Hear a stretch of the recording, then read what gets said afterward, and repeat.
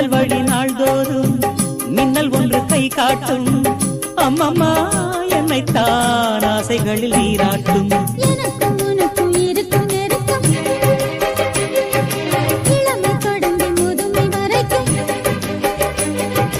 இரவும் பகலும் உறவை வளர்க்கும், இடையில் இருக்கும் தடையை தகர்க்கும்.